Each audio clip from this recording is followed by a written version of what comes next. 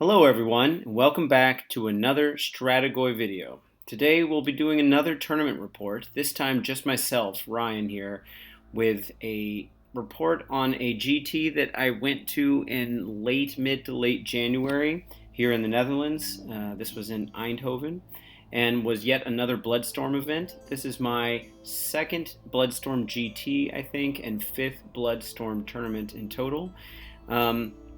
Unfortunately, Nick wasn't able to come, but it was for good reasons. Nick was actually playing his own GT at LVO, the Las Vegas Open, back in the States. So we plan on doing some kind of coverage of that. Of course, I wasn't there with him, so it'll just be Nick's account. So this one I'll try to keep kind of short, especially considering it's more or less regurgitating some of the Tzeentch stuff that I've done in the last two battle reports or tournament reports with the Eternal Conflag list. So I'll try to keep this one short, but in the meantime, if you guys haven't subscribed, feel free to do so. Join the Discord community, all the good stuff, like the video, and Jonas and I are going to hopefully be picking up the pace here now that we're kind of getting this back started. Tournament season is back on, and I'm getting excited about what's coming up for the upcoming Worlds training season, which I'll be talking about much more later. Okay, so as usual, we're going to go through a tournament review with the army lists, or list in particular here, my matchups, and then a quick conclusion about how Bloodstorm went. So, as per usual, we've got some coverage here of the rules pack, the meta in general, and the experience. As for the rules pack, once again we had 32 players. This was after we had 2 dropouts, maybe some more actually before the event started, but I think when the event itself started on that Saturday, we had 34 players, and I know for a fact by the time we were done, we only had 32. I actually ended up having to play against one of the fill-ins, which was a lovely game, but ended up not going in my favor in terms of matchup due to one of the people dropping out, and I know that fill-in player did not end up having to play or again against anyone else because of the second dropout, which put us back at an even number of the signed-up players. Of course, like any other 2-day tournament, most 2-day tournaments, this was a 5-game situation, each 3 hours. If you're not familiar with how 2-day tournaments usually play out, usually the first day you have 3 games, and the second day you have 2. People are more tired by then, maybe after, the fatigue of the previous day, of course, but also sleeping in maybe a hotel room or the travel that you might have had to do to get to and from the tournament for that second day in a row. And then maybe going out with friends the night before. So having only two games on that Sunday is always kind of nice when you end up wanting to get home and just reboot before the work week kicks in. As far as missions, we played, this was, which I'll talk about in a second, but this was still in the old GHB, so Season 1 of the current year. We played Close to the Chest, Silk Steel Nests, Head-on Collision, The Prize of Gallet, and In the Presence of Idols. Some of this isn't as worth talking about as some of the others. As you're probably aware, the new version of the GHB, the new season, has half of these, or at least half of the old ones, and it got rid of the other ones and replaced the other ones. So maybe we'll talk about those as it comes up. But in the meantime, I think you've heard enough about these particular missions. So the scoring, once again, was based on a VP differential system, VP being victory points, of course. And if you're not familiar with how this works, every tournament kind of does it their own way. And one thing I really wish would happen would be the GW would decide how kind of a standardized way of doing this. But because some missions differ more wildly than others in terms of the VP, the max amount of VPs you could score. So for example, some missions gave you extra points if you killed a Galician veteran unit in that given turn, and so this could get pretty crazy with how big the score could be, the difference.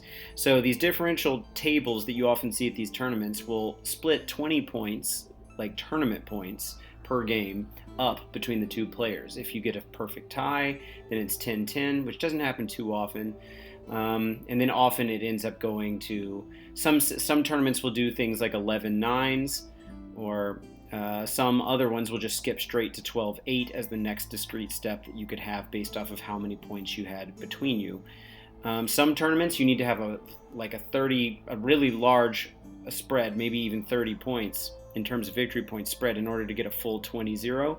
Some other ones are much more lenient on this. So it's not standardized across the board.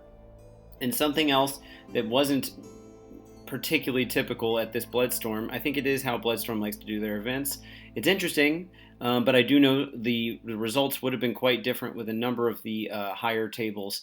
I was not one of them. Had it been in the typical way where we end up first evaluating your points based off of whether you won, how many games you won or lost, and then taking into account how many tournament points you end up winning through the differential system. But this did the other way around, which effectively means that if your army's really good at getting 20-0, so totally annihilating the opponent before they can score any points, you could actually end up placing much higher, even if you got, let's say, a 4-1 at the tournament and didn't win all 5 of your games. Most tournaments seem to favor how many games you've won. Honest Wargamer, in their tournament reports that they do bi-weekly or whatever, weekly maybe, Rob does them, definitely favors the 5-0s. But according to this, you could have won more points. So for example, if you won every single one of your games, but only by the minimal amount of lead, so you got let's say 11-9 out of the 20 points, then you would have actually placed at this tournament, I think I looked at the end results, you would have actually placed about 20th out of 32 players. And if you had lost all of them, but by minimal amount of points, do I have that right? I guess my point is, you would have had a 5-0, but you could have had the lowest 5-0 possible on this last point that I made, and you would have placed pretty low. You could have also had gone 0-5, but gotten max points for a loss, and still placed something like 12th, which is pretty crazy. But this is not to critique the tournament organizers themselves. I think it's just a matter of where people's priorities lie in how the tournament can be scored. And I think if everyone goes into it knowing how it's going to work, people can build their lists more for that kind of thing. Whether that's a good thing or a bad thing is subjective, of course. If you want to have more lists that just ultimately totally destroy people, then that's a thing. I personally don't play a whole lot of that type of list, although some of my friends might argue otherwise with some of these recent Zinch lists. But at these tournaments, I've actually been losing more often than winning. So, it really depends. So anyway, these points, I personally don't have a huge dog in this fight of which system should work first or be the given priority for sorting. But I know that some people definitely have strong feelings about it. And to be fair, there was a tournament pack, and people know that that's how the tournament goes. So you can lobby for it to be changed, or you could, of course,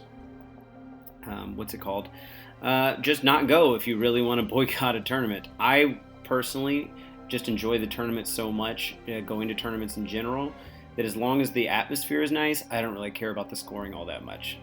But that's easy to say if you're like me and more of a Johnny type player that's more trying to have a thing go off in your list than you are a Spike type player that's just trying to win. But anyway, that's the long and short of that, and I figured since I'm covering this by myself, I might as well talk about that while we've got it here. It's also worth pointing out, maybe I'll go on to the next slide here. This kind of discusses the playing, where we placed in the GHB cycle. Before I forget, I didn't make it a bullet point here, but one of the things that's worth pointing out is this was the last tournament I think we'll have in the Netherlands for a while where we weren't allowed to use faction grand strategies and battle tactics. And as I do mention here, this was still using GHB Season 1, and it was still using pre-Battle Scroll points changes. When we cover LVO for Nick's LVO experience was in between the two. It was still using GHB Season 1, so Galician veterans and bounty hunters, and all the associated things that came with it, but using the new Battle Scroll points, which is kind of weird, because obviously the points are built to reflect the strengths and weaknesses of your army in a given GHB season. But along with that War Scroll update, that Battle Scroll update, came a very important nerfing to two of the battle tactics, I believe, in the Daughters of Cain book, which gave them the potential to earn an extra victory point if they got a relatively simple battle tactic off, which a lot of people felt was the primary culprit in the battle tactics not being fair. So that some armies had better ones than others. These are the battle tactics from the books, or if they haven't received a new book yet, a White Dwarf update. Of course, Gitz was the only one that hadn't received either at this point. And as you see here, this tournament was pre-Beasts of Chaos book, pre-Gitz book, and still using the old Slaves to Darkness rules, which was due to the fact that hadn't come out yet in the app, even though the book had been out for 6 weeks. So it was kind of a weird meta in the sense that we were kind of stuck in an old book or old set of rules. And I'll talk a little bit more about this in a minute, but my 2 cents on using book battle tactics and grad strategies, I like that they exist. I really do hope GW figures out a way to balance them a little bit better, or make them not equally easy, I suppose, or too easy, unequally easy, I should say. But this has been talked to the ground on Warhammer Weekly and the like. I personally think they add a lot of flavor and are kind of interesting, especially if you intentionally make the GHB battle tactics as hard as they currently are. But it is what it is. Maybe a good solution would be something like a tournament says you can only do one of your book battle tactics per game. And maybe you can only do it on a given turn. Like, I don't know, if you make it to the 5th turn or something like that. So if you are calling a game early because you guys just didn't get through the clock fast enough, then you wouldn't be able to necessarily use it, or it would just be increasing how much you won by at the last minute instead of being an auto battle tactic early on. I could see that being fair enough. But anyway, as far as the meta here, we had 32 players, like I said, and 4 of those were Stormcast and Skaven, so super popular. No surprise with Stormcast. In our local meta, Skaven's been pretty popular in general, so that's pretty good. Then we had 3 Ogres players of different builds, I think, and that's not including my reserve player game, which I think was would push us up to 4 there, but she only played in 1 game. And then we had 2 each of Idoneth Tzeentch, Slaanesh, Nurgle, and Ironjaws. And then I didn't bother listing all the ones because you can just kind of process of elimination figure it out here, because we had 0 of Fyreslayers, Seraphon, Beasts of Chaos, Khorne, Flesh Eater Courts, largely because Nick wasn't there. We did actually have a Flesh Eater Courts player that signed up but then dropped out, and he's the one I should have played against instead of Ogres. And then non-Ironjaws Oryx, meaning, of course, Bone Splitters, Cruel Boys, or if you want to count it as a faction, Big Waaagh. While I'm here on the tournament review page and we're looking at what armies were representative, I'll just go ahead and list a few of the top armies to perform.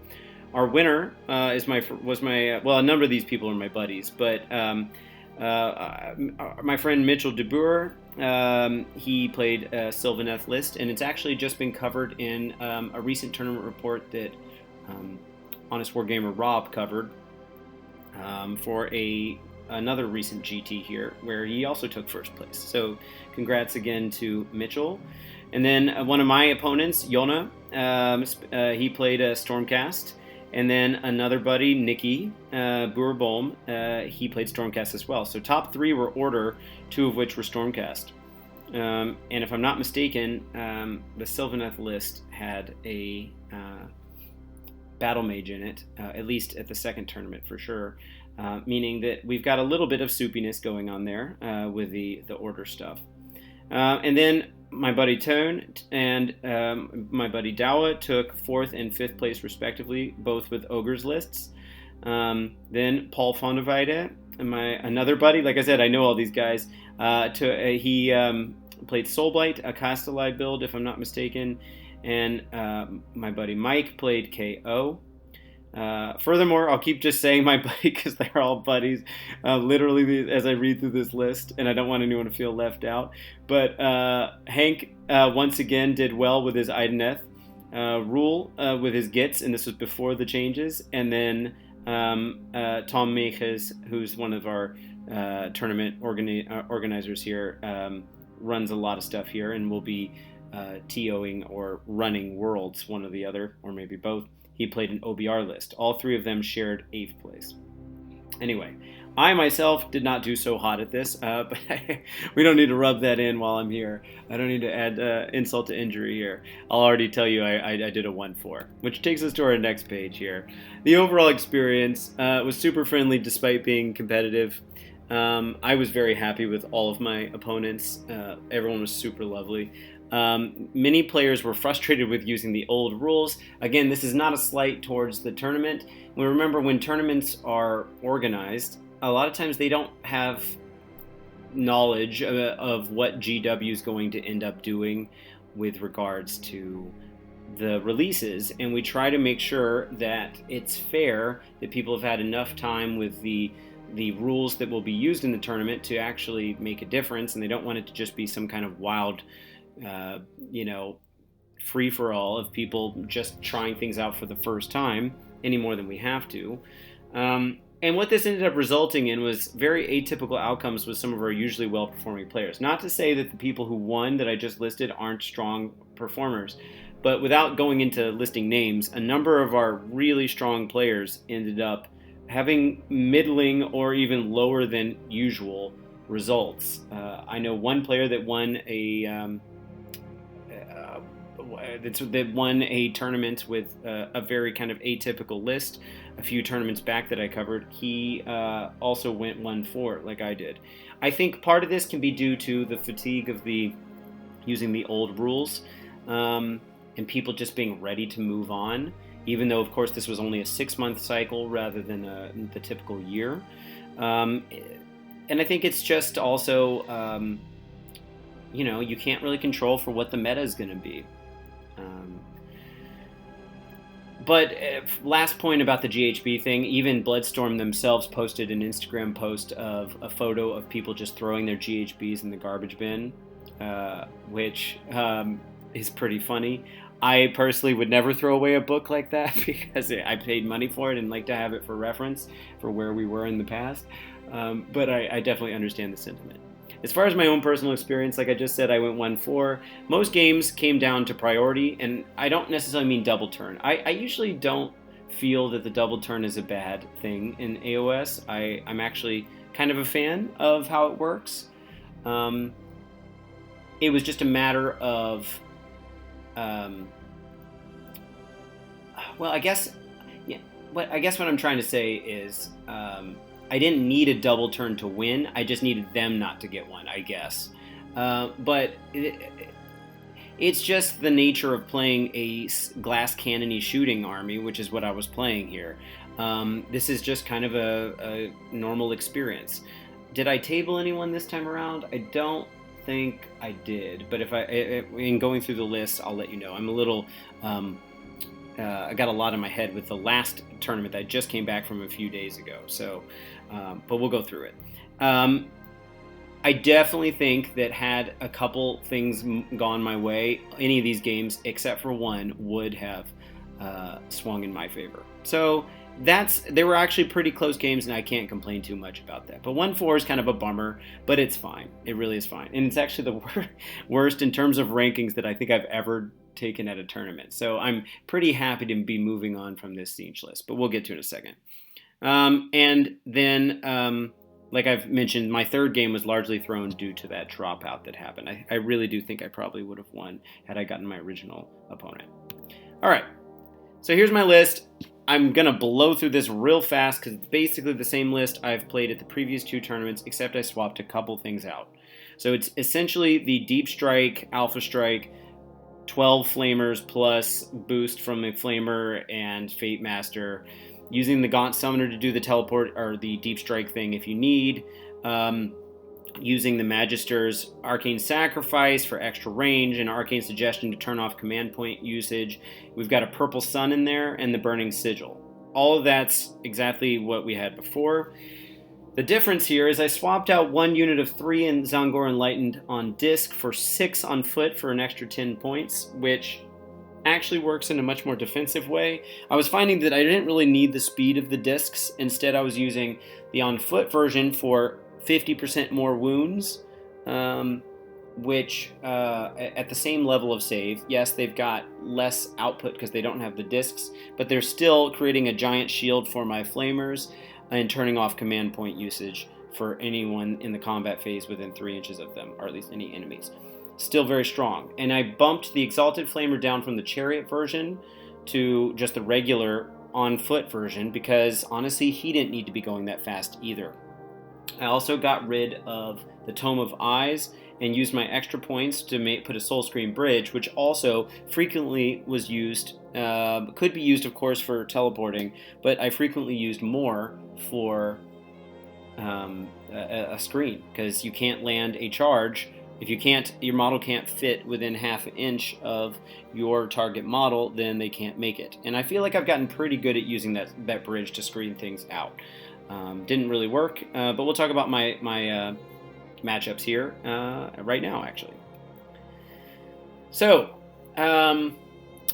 here we go. Stormcast. My first opponent was Yona, who ended up taking 2nd place in the tournament. He had a Dragons list, really actually lovely modeled army, which was used, everything was like replaced with like Stormcast hobbits, basically, Stormcast gnomes, which was super cool, super flavorful, not your typical looking Stormcast army at all, and he was lovely to play against.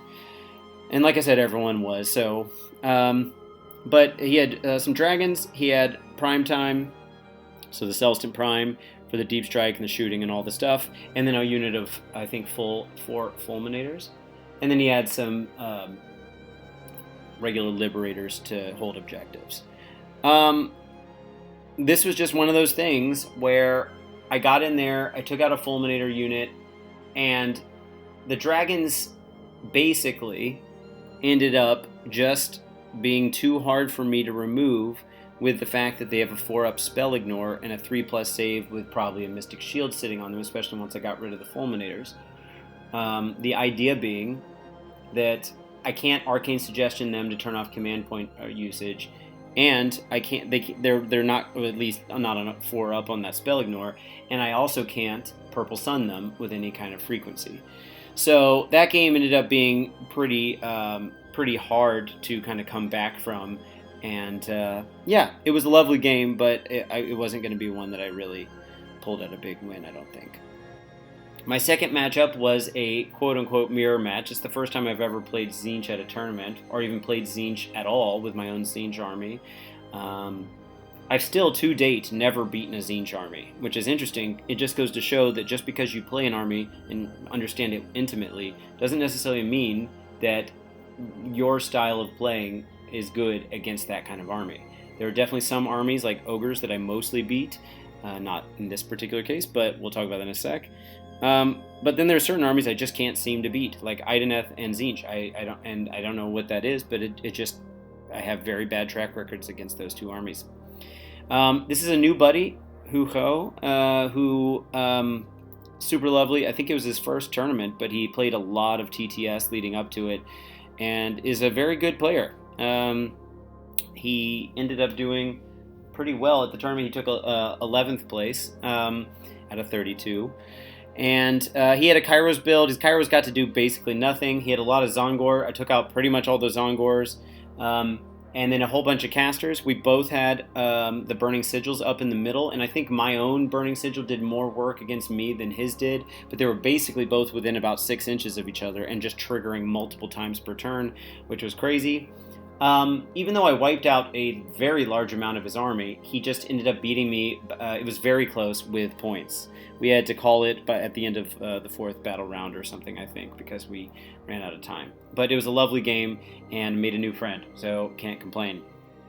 3rd game, I was supposed to go up against Flesh Eater Courts, which, as my record against Nick has pretty much proven, is kind of often an auto win. Keep in mind that Nick is on the Dutch Worlds team, is a fantastic player, and is one of the only people that can pilot Feck really well that I've ever seen, at least. It's an army that has a particularly bad track record, and I don't know the player I was going to play, but I have a feeling with the amount of experience I have against Feck, and especially with this kind of army, I would have done particularly well, which could have given me a strong win on this one, bumped me up to 2-3 at least, and could have changed the trajectory for the tournament. But it is what it is. I ended up getting subbed out last minute for a new friend who was playing Beastclaw as the reserve player. And that Beastclaw Kragnos list is rough. I had my one alpha shot to try to take out. It's pointless to shoot Kragnos because, again, even better spell ignore than the dragons have in Stormcast. Just a really rough matchup there. What I really needed to do was kill as much of the Beastclaw, the Thunder Tusks or whatever it is, as much as I could. I didn't get off as much as I needed to that first turn, largely because she screened me so well.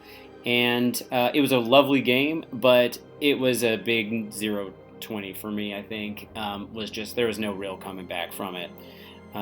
So that was a rough one and a little bit, unfortunate with what it could have been had I been playing against someone who was supposed to be there. But that's part of the equation too. At the most recent tournament I was at, one of my new opponents and probably a new friend, he got paired with someone in round 4, I want to say, where unfortunately someone had to drop out because they got sick, and he just had to take a bye where he won, but instead of getting a 20-0, I think this is a fair decision, ended up getting the average of his previous wins or previous scores, which, depending on how you'd been doing, could really hurt you. And of course, you paid for a tournament to go to a tournament that's 5 games long, and so it's tough. There's a plus. I guess what I'm saying is there's a plus and minus to having reserve players or not having them. You could get placed against a reserve player that's way better than you, what you would have gone up against. You could go up against one that's not. You don't really have a whole lot of control over that, and obviously that reserve player's army isn't, especially if you're halfway through the tournament like this, their being paired against you has little to do with how appropriate they are to be playing you, because they weren't playing up to that point in the tournament and therefore don't have a strength of schedule established yet at that point. So I could see it going both ways, having a reserve player or not. It's just, I think at the end of the day, it's a dice game, and sometimes your opponents are also pretty randomly generated, and you just have to be going in to have a good time and not take it too saltily if you end up with a matchup that just is an uphill battle for you. I still had a lovely time and made a new friend as well. On day 2, I started with my buddy Terry. This is why I picked this Slaanesh image here. I've never played Slaanesh at a tournament, and Terry is known as being a diehard Slaanesh fan. He even brought a list that it was entirely chariots, which I love meme lists like that. Unfortunately, it didn't do so hot at the tournament itself, but hopefully Terry had a really good time playing them. This was my one big win. I think I got an 18-2 on this, or maybe it was 17-3. I don't remember what it was, but it was a big enough win to feel good. But at the same time, it felt a little. I think his army just wasn't up for the challenge of being shot by so many things. That said, I did make a tactical mistake by not screening out the Fane of Slaanesh, the terrain piece, where he, after so much depravity having been created, he ended up summoning a Keeper of Secrets. I think that's what I have on screen here. And that Keeper of Secrets ended up scoring 2 more battle tactics. I could have gotten a full win had it not been for that, I think. So that's Terry's good playing and my bad playing, and a lesson learned for me. I could have definitely screened it out better, but oh well, my bad. Maybe I got too greedy with splitting some shots up, or sitting too comfortably in the middle, protecting the objective that I had. But it was a fun game, and I like playing against that kind of list. I like running that kind of list too, although it's unfortunate that sometimes when you want to do a fun list that's so Timmy-ish, where you're just kind of going in for one of everything, or everything is one thing, a spam list, that sometimes they're just not very balanced lists. But maybe Terry's got a future of figuring out an all-chariot list, or maybe with the most likely upcoming new battle tome in the next few months, it'll be much stronger. He can polish them off. The army looked really cool for sure. And lastly, I was paired against yet another new player for me, Yuri. It was super lovely. We had a great game. He was playing essentially the Hurricane Halon list that I had suggested back on this channel when we did the Lumineth battle report, or not battle report, sorry, the book review. Except he had a Celestin Prime in there. I think he had 3 units of 5, or maybe 4 units of 5 Wind Chargers. He had Severeth and at least 2 of the regular Spirits of the Wind. I don't know that he had a non-Severeth. No, Severeth and the Celestin Prime were his only heroes. So he had no command trait and no artifacts. This one definitely came down to who got priority. Had a couple other things taken place. I think I would have won this game. But it was a lovely game nonetheless, and it was good to see that that list could actually do some work. I don't know. Let's see, how did he end up playing? At the tournament, he ended up placing 18th. He tied for 18th, so kind of a little less than halfway down. So the list had some amount of juice, and as you've probably seen on some internet coverage recently, the Halon build has been doing all right, actually. So, I don't want to call it too soon that I said it would be cool, but maybe I had my assumptions for the wrong reasons, and I just got lucky with the call. Not that he ended up winning this tournament, but the Huracan Halon stuff has been doing better than I think a lot of people expected.